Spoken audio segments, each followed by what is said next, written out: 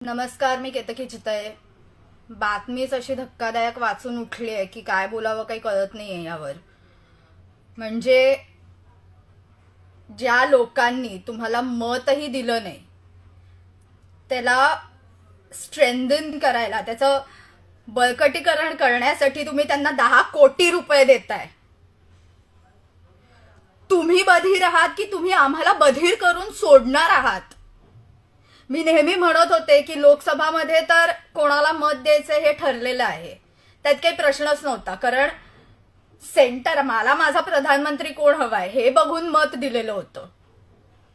पण विधानसभेत कोणता झेंडा घेऊ हाती हा प्रश्न पडणार आहे हे मी आधी पूर्वीपासून बोलत होते, सुरुवातीपासून हे मी बोलत होते. पण आता तर तुम्ही माझं मत अगदी ठाम करूनच सोडलेलं आहे. राष्ट्रामध्ये जिथे तिथे मोर्चे निघतायत की वफ्त बोर्डला खारिज करा, वफ्त बोर्डला खारिज करा, आणि तुम्ही वफ्त बोर्डला 10 कोटी रुपये सँक्शन करताय. आधीच 3 तिघाडी गव्हर्नमेंट आहे तुमचं. ठरवलंय काय की तुम्हाला तुमच्या बाजूनं हिंदूही नकोय हेही ठरवलंय का तुम्ही? म्हणणं काय तुमचं की एक परत स्वतःच्या काकांकडे जाणार आहे आणि म्हणणार आहे काका काका माझं चुकलं, मला माफ कर, मला परत घे. दुसरी व्यक्ती काय करतेय? 3 चाकी सायकल चालवता येत नाहीये, डोक्यात हवा गेलेली आहे, म्हणून परत मी माझे 3 चाकी रिक्षा चालवायला निघतो असं म्हणणार आहे. आणि तिसऱ्याचं तर काय, रेझिग्नेशन ऍक्सेप्टच केलं जात नाहीये. माझा राजीनामा घ्या, माझा राजीनामा घ्या हे ऍक्सेप्ट केलं जात नाहीये.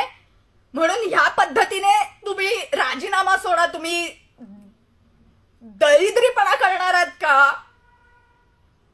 तुमचं म्हणणं काय आहे की बघा 10वीतला मुलगा जसा म्हणतो मी आता फेलच होऊन दाखवीन, तसं तुम्ही किती संख्यानं तुमची मतं तुम्ही कमी करणार आहात हे डिसाईड केलंय का? हा तुमचा गोल आहे का विधानसभेसाठी?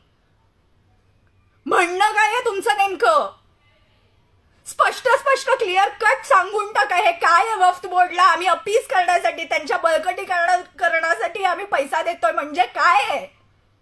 वफ्त बोर्ड उद्या हिंदूंची आतापर्यंत इतकी जमीन ऑलरेडी खाऊन बसलेलं आहे. बरं, वफ्त बोर्ड तुमच्या घरी उद्या आला, म्हणाला की हे मी जे बघतायत त्यांना सांगतेय की आपल्याकडे आला वफ्त बोर्ड मधली माणसं आणि म्हणाली की ही जमीन आमची आहे, तुमची नाहीये, तर आपण बोंबावारात रस्त्यावरती फिरू. कारण वफ्त बोर्डचा डिसिजन हा हायकोर्ट किंवा सुप्रीम कोर्ट मध्ये चालत नाही. धन्य हो त्या बॅकसीट ड्रायव्हर मातेचं व सोनियाजी गांधींचं, ज्यांनी वफ्त बोर्डला ही परमिशन दिलेली आहे की जे काय घडेल ते वफ्त बोर्डच्या म्हणजे त्यांची जी काय समिती आहे तिकडेच रिझल्ट आणि तिकडेच आर्ग्युमेंट ऐकली जाईल. आणि ह्याचमुळे हिंदूंचे अतिशय कितीतरी कोटी एकर जागा हडपल्यात यांनी की दुसरे हायेस्ट लँड ओनर्स आहेत वफ्त बोर्ड. सर्वात पहिलं थँकफुली गव्हर्नमेंट ऑफ इंडिया आहे आणि दुसरं वफ्त बोर्ड आहे ज्याच्याकडे सर्वात जास्त जमीन आहे. ह्यांना रद्द केलंच पाहिजे. आणि तुम्ही त्यांना 10 कोटी रुपये देताय, सँक्शन करताय त्यांना. अरे निर्लज्ज माणसांनो, थोडा तरी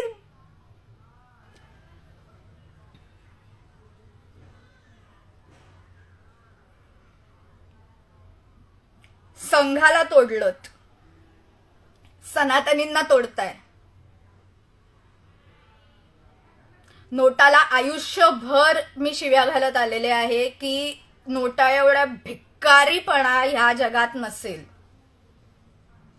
पण थँक्यू 3 तिघाडी सरकार, तुमच्यामुळे विधानसभेत नक्की नोटाचं बटन दाबेन.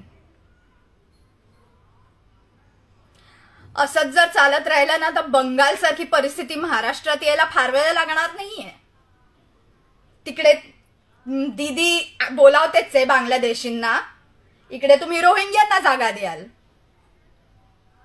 ऑलरेडी मानखुर्द अख्खं बांगलादेशी मुसलमानांनी भरलेला आहेच, तुम्ही रोहिंग्यांनाही आणून आमच्या डोक्यावर बसवा. आता सगळीकडे देऊनच टाका ना, मुसलमान राष्ट्र म्हणून डिक्लेअर करूनच टाका ना एकदाच. कशाला तुम्ही का महाराष्ट्र छत्रपती शिवाजी महाराजांचा महाराष्ट्र कशाला बोंबा मारताय? खरं ते बोलून टाका ना. औरंगजेबाचा महाराज तुम्हाला, करून टाका.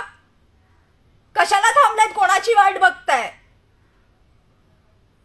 तुम्हाला छत्रपती संभाजीनगर नको आहे ना, तुम्हाला औरंगाबादच हवंय ना, महाराष्ट्राचं नावच बदलून टाका ना. इतकी सोपी गोष्ट आहे.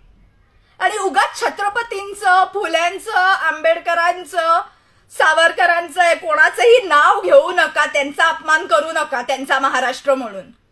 कारण तुम्ही जे काय कृत्य करताय ना ते ह्या लोकांनी केलेलं नाहीये. त्यांची नावं तोंडातूनही काढू नका यापुढे.